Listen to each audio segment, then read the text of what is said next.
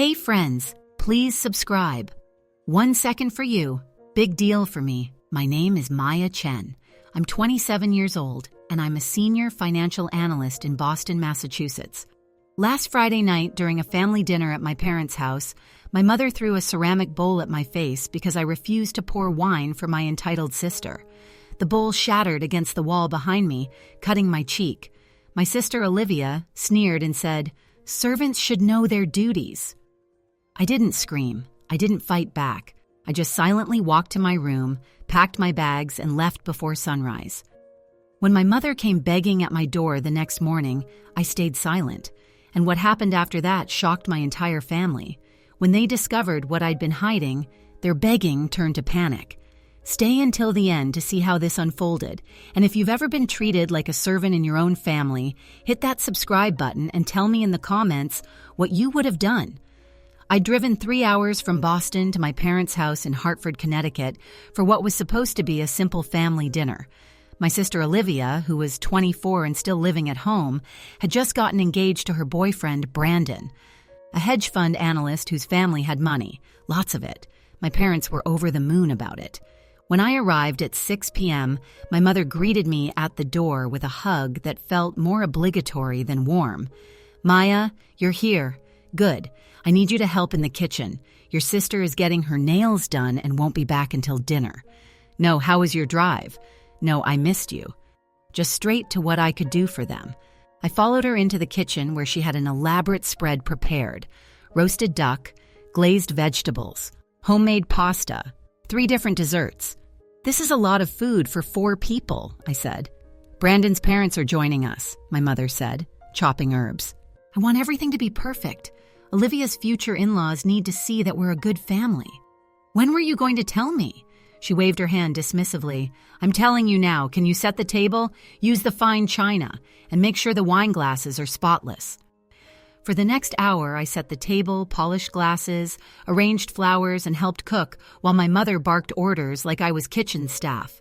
At 7:15 p.m., Olivia swept in with Brandon and his parents, Richard and Catherine Preston, who looked like they'd stepped out of a country club catalog. Olivia was wearing a new designer dress, her engagement ring catching the light at every opportunity.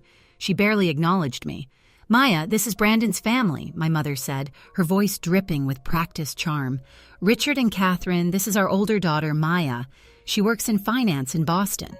"How nice," Catherine said with a polite smile that didn't reach her eyes. We all sat down at the dining table, my parents at the heads, Brandon and Olivia on one side with his parents, and me squeezed at the corner like an afterthought. Dinner started pleasantly enough. My father talked about his small accounting firm. Richard talked about his investment portfolio. My mother fawned over Olivia's wedding plans. "We're thinking June in the Hamptons," Olivia said, her voice bright and animated. "Brandon's family has a connection to this gorgeous estate venue." "It sounds perfect, darling," my mother cooed. I ate quietly, contributing little to the conversation. Then it happened.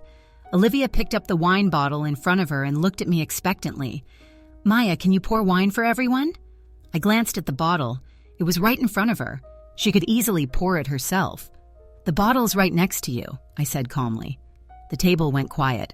Olivia's smile tightened. "I'm asking you to do it." And I'm saying you can do it yourself. You're closer." My mother's eyes flashed with warning. "Maya, just pour the wine." "Why?" "She has hands. She can pour her own wine." My mother's face turned red. "Don't be difficult. We have guests." "I'm not being difficult. I'm just not jumping up to serve her when she's perfectly capable of doing it herself." Olivia scoffed, looking at Brandon's parents with an embarrassed smile. "My sister has always been like this, stubborn and difficult." "I'm not stubborn for refusing to wait on you hand and foot." "Maya," my father said quietly, his tone a warning. "Just do it." "No." The word hung in the air like a grenade. My mother stood abruptly, her chair scraping loudly against the floor. She grabbed the ceramic serving bowl in front of her, the one with the glazed vegetables, and hurled it at me. I ducked. The bowl smashed against the wall behind me, vegetables and ceramic shards exploding everywhere. A piece of broken china grazed my cheek, drawing blood. Catherine Preston gasped. Richard looked stunned. Brandon stared at his plate. My mother was breathing hard, her face flushed with rage. "How dare you embarrass me in front of our guests? How dare you?"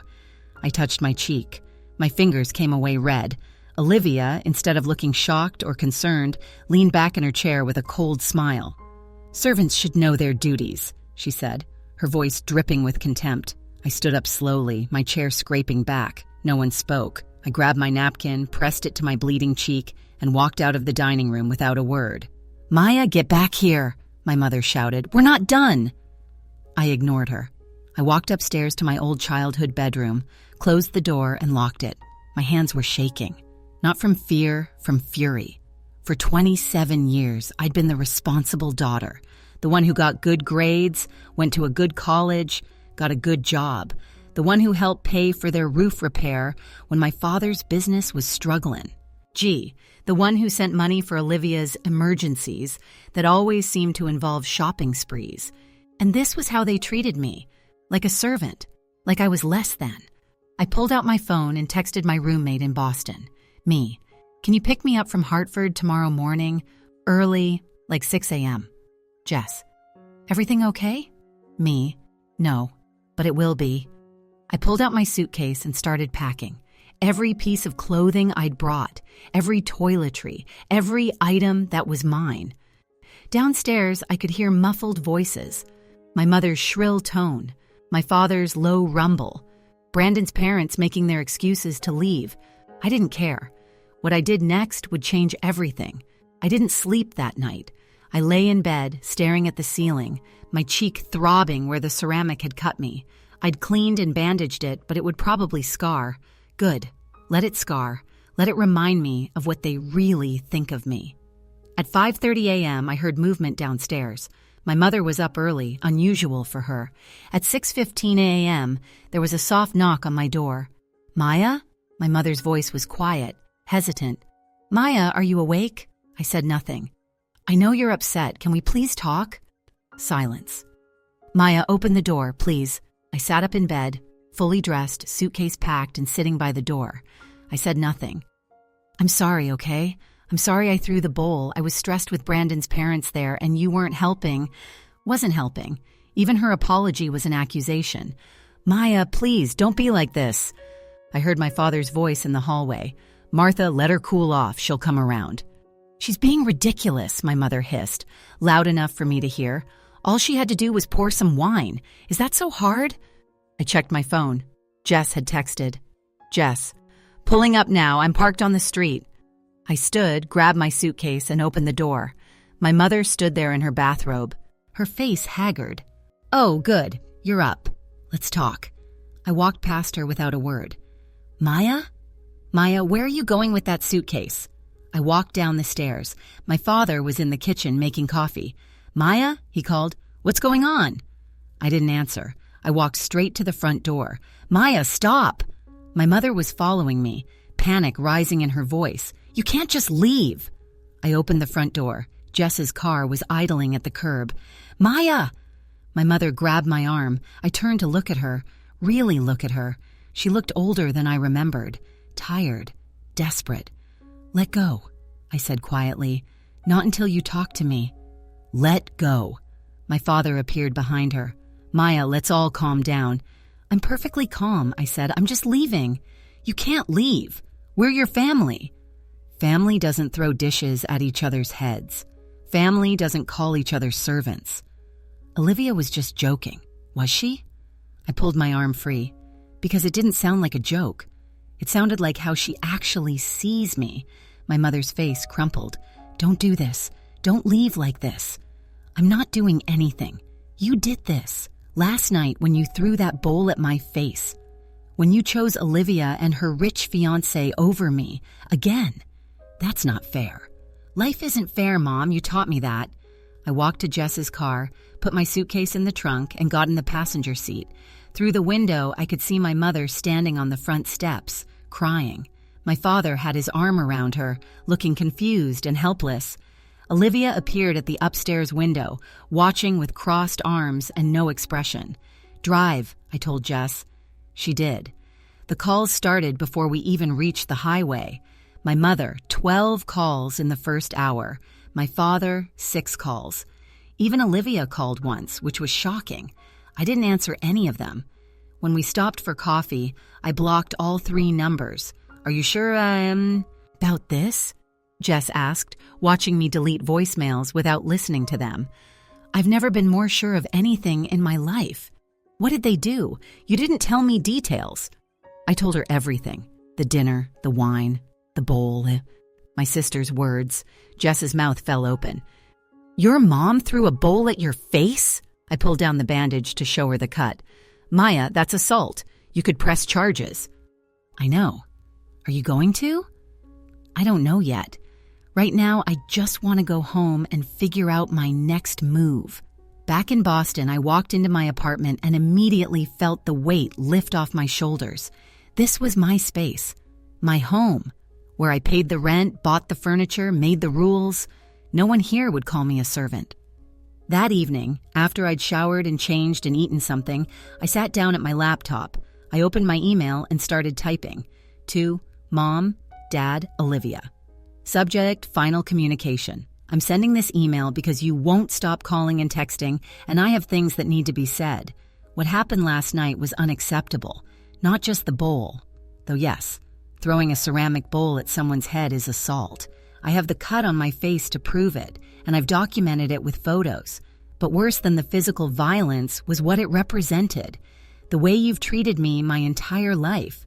I have been your backup plan, your problem solver, your ATM, the responsible daughter who could be counted on to handle things while you doted on Olivia. I have, Tim, loaned you $15,000 for roof repairs, never repaid. Given Olivia $8,000 over the past 3 years for various emergencies. Paid for Mom's website domain for her failed jewelry business. Covered Christmas gifts for the extended family multiple times. Given up my own plans countless times to help with family obligations. And last night, when I declined to pour wine, something any adults can do for themselves, you assaulted me, and Olivia called me a servant. Let that sink in. Your daughter called me a servant, and neither of you corrected her. So here's what's going to happen. I will not be attending Olivia's wedding. I will not be contributing financially to said wedding. I will not be available for family gatherings, holidays, or emergencies. The $15,000 you owe me from the roof repair, I want it repaid in full within 90 days, or I will pursue legal action. Do not contact me. I will reach out if and when I'm ready. That may be never. You wanted me to know my place? Consider it known. I am not your servant. I am not your backup plan. I am not your emotional punching bag. I am done. Maya, I hit send before I could second-guess myself, and then I waited for the fallout. According to my Aunt Lisa, my mother's sister, who I'd always been close to, the email had caused a nuclear meltdown.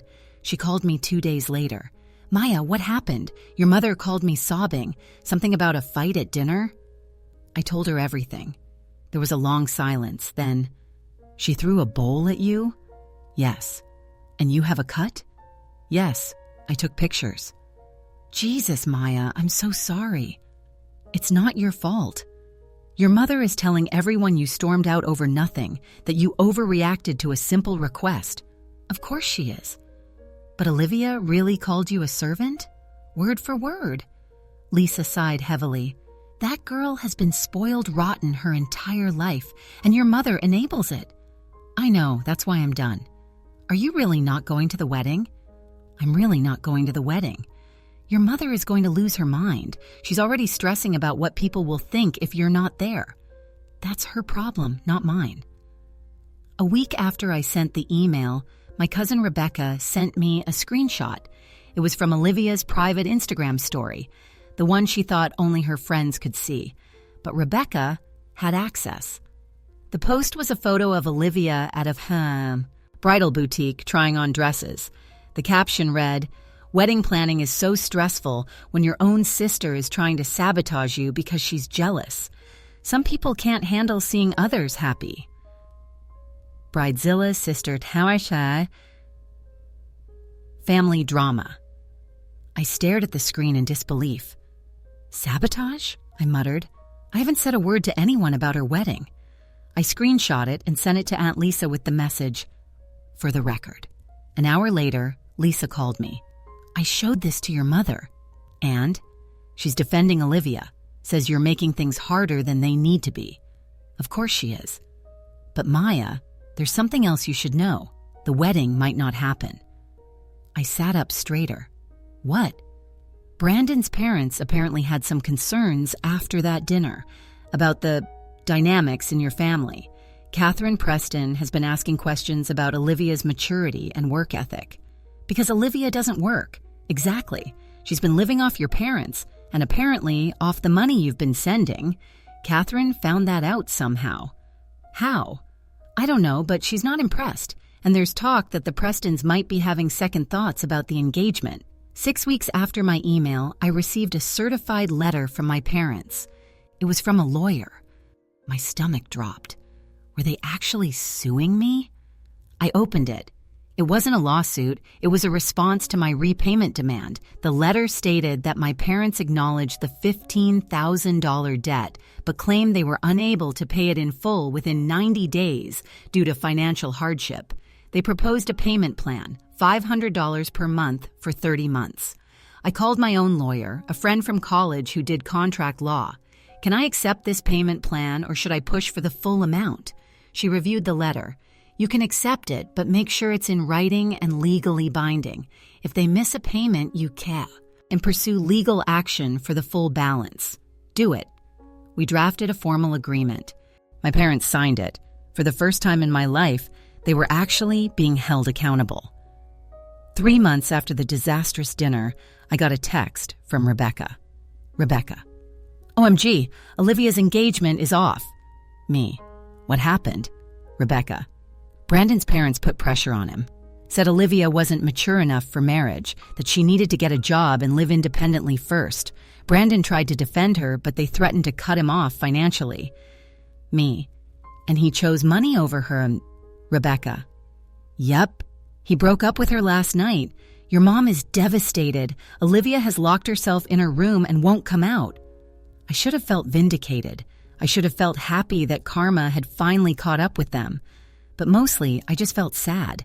Sad that my sister had never learned to stand on her own. Sad that my parents had enabled her into becoming someone no one wanted to marry. Sad that this was what our family had become. Me. That's unfortunate. Rebecca. Are you going to reach out to her? Me, no.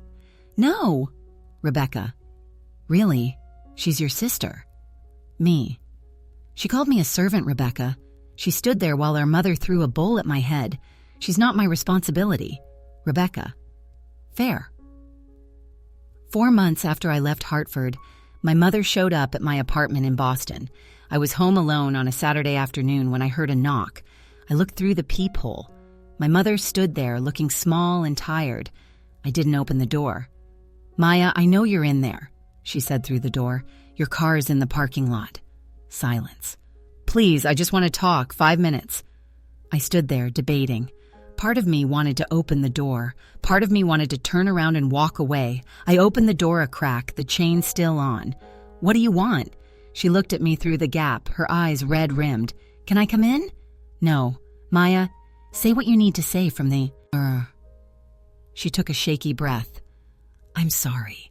I'm so sorry. What I did, throwing that bowl, it was wrong. It was violent and cruel, and I've regretted it every single day since. Okay. Okay? That's all you have to say? What do you want me to say, Mom? That I forgive you? I don't. Not yet.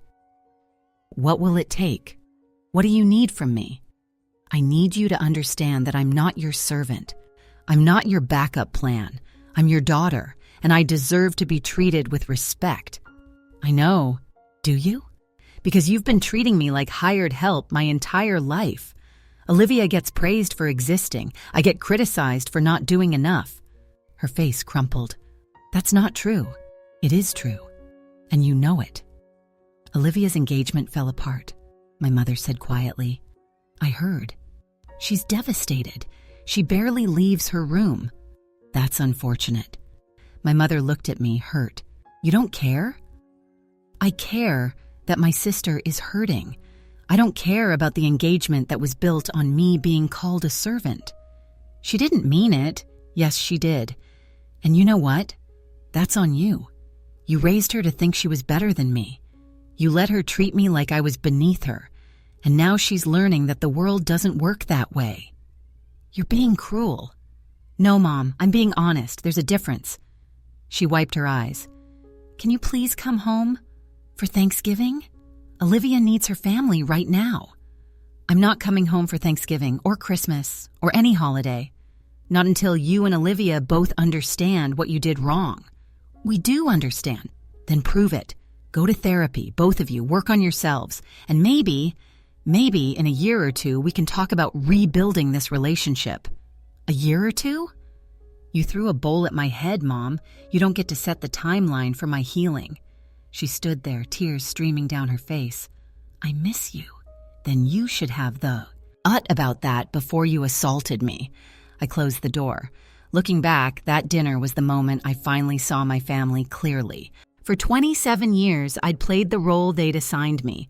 The responsible one, the helper, the one who could be counted on to sacrifice her own needs for theirs. But when I refused to pour wine, something so simple, so small, they showed me who they really were. And more importantly, they showed me who they thought I was, a servant. Walking away was the hardest thing I've ever done, but it was also the most necessary, because I learned something important. You can't fix people who don't think they're broken. You can't earn respect from people who fundamentally don't respect you. And you can't have a healthy relationship with people who only value you for what you provide. Do I regret leaving? No. Do I miss them? Sometimes. I miss the idea of them, the family I wish I had. But I don't miss the reality of who they actually are. My mother still sends occasional texts. My father has paid 3 months of the repayment plan on time. Olivia has gotten a job, a real job, for the first time in her life. Maybe they're changing. Maybe they're not. Either way, I'm not waiting around to find out. I've built a life in Boston that's mine. A life where I'm valued for who I am, not what I do. A life where no one throws dishes at my head or calls me a servant. And that's enough. So let me ask you, if your family called you a servant and assaulted you, would you walk away? Or would you stay and keep trying to fix things? Drop your answer in the comments below. And if this story resonated with you, hit that subscribe button. Because knowing when to walk away from toxic family is never easy, but it's always worth it.